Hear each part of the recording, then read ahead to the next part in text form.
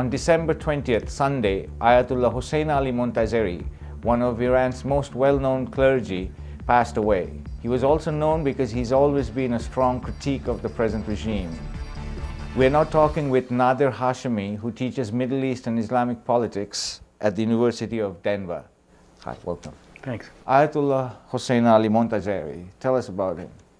Well, he's a man of courage, conviction, and conscience, really a hero to Iran's pro-democracy movement, to Iran's Green movement, and a man who has spent the last 60-plus years of his life in political opposition to established power in Iran, both before the revolution and after the revolution. He was one of the leading founding figures of the Islamic Revolution in 1979, second only to Ayatollah Khomeini in stature. He was Khomeini's designated successor, a position that he obtained in the mid-1980s.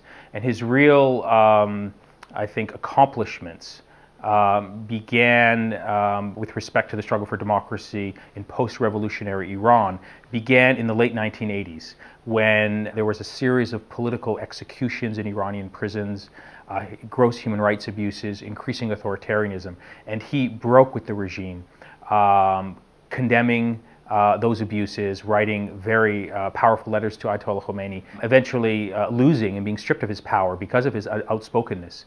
And when someone asked him, why didn't he just wait a few years until Khomeini died? Then he would have been the supreme leader. He could have, done a lot more for human rights and democracy in Iran. Had he waited simply a few years, he responded that he couldn't sleep at night because his conscience wouldn't let him.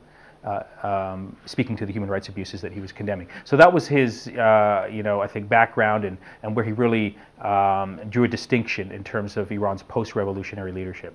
Mr. Montazeri's involvement in writing up the initial Islamic jurisprudence that gave the clergymen so much power in governance, what is it that changed his views? Yeah, well, what changed his views was the lived experience of developing this theoretical model that a just society should be governed by learned clerics, then actually seeing that theory being implemented and then observing the human rights abuses and the injustices that flowed from that particular political model and then speaking out against it. So you're right, he was one of the initial theoreticians of this concept that a just society should be led by a pious Islamic jurist.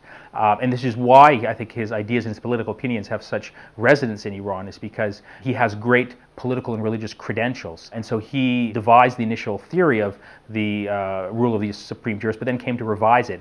And over the course of the last 2 decades, came to develop a democratic sort of rooted thesis that still stuck to this idea that there should be some relationship between religion and politics, but was heavily infused with more democratic and human rights sort of norms and ideas that he wanted to see implemented in Iran. Power from the people, not from God. Right, and that was his constant refrain, that the people are the ones who should decide Iran's political destiny. And his idea was that, look, when I devised this idea of clerical involvement in politics, my initial views, where I'm quoting him now, was that the clerics should simply act as an advisory board, not directly assume political power and rule. And he thought that balance had been overturned, and he was trying to sort of readjust the balance by emphasizing popular sovereignty. Being a clergyman and in a position of power in that sense, promoting alternate viewpoints towards a more democratic governance, how did he impact the opposition movements or the growing process of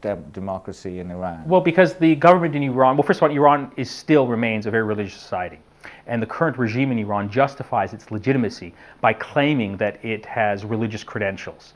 And so when you have someone of the stature of Ayatollah Montazeri, who's a grand Ayatollah, like the most senior position that you can obtain within the school of Shia theology, coming out and speaking forcefully against the political status quo in the country, condemning the current rulers, saying that they have misinterpreted, abused, and distorted Islam, and that his more democratic and human rights-centered interpretation of Islam is much more in keeping with Islam's normative ideals. That was very powerful, and it was an argument that the current regime could not refute. And so the way they had to deal with him was to put him under house arrest, to ban any discussion of his ideas in the state television, in national newspapers, and to try and harass his family and prevent his website from being blocked, etc. Especially trying to sort of remove him from any public discussion within Iranian society.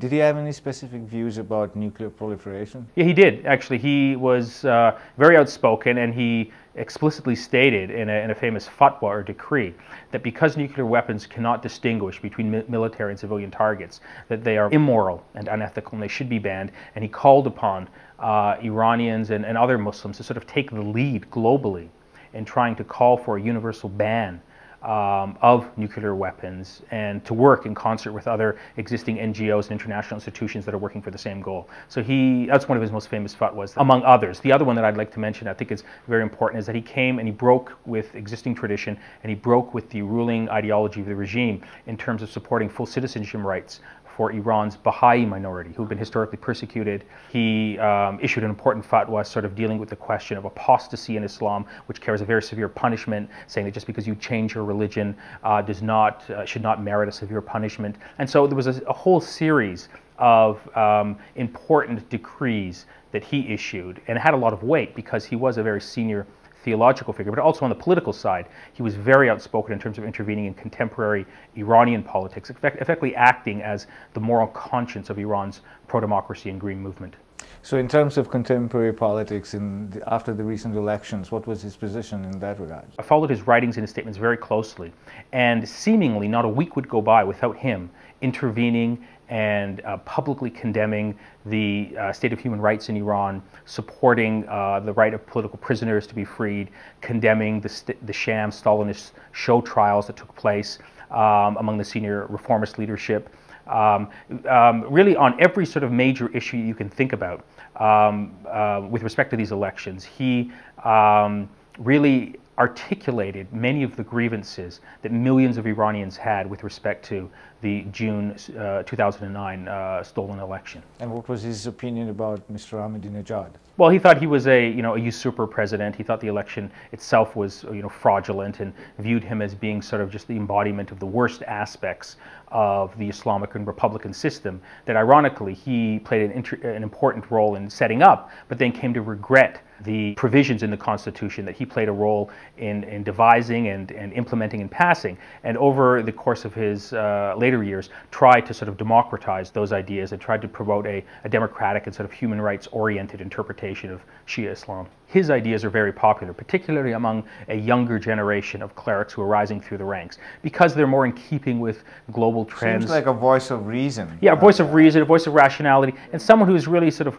observing the state of the world as it is today, the state of Iranian politics, condemning dictatorship, condemning authoritarianism, and championing universal ideals such as democracy and human rights, but doing so within the framework of Islam, and particularly Shia Islam. And the attendance at his funeral? Well, of course, we don't know what the actual number is because the Iranian government banned the media. So we had to go through, secondhand reports. But I've heard reports everyone from tens of thousands up to 1 million. And what's really astounding about that turnout is that if you were living in Iran over the last 25 years, any discussion of Ayatollah Montazeri was basically banned from the media. You had no sense that he was even around. So the fact that so many people spontaneously turned out to mourn him, there were reports that the traffic from Tehran to Qom on the main highway was jammed. Many people were turned away, but still, thousands showed up at his funeral, and that's a sign of how well respected he was, and it's also a sign of how illegitimate and delegitimate the current regime in Iran has become. Because despite their attempt to ban any discussion of his ideas,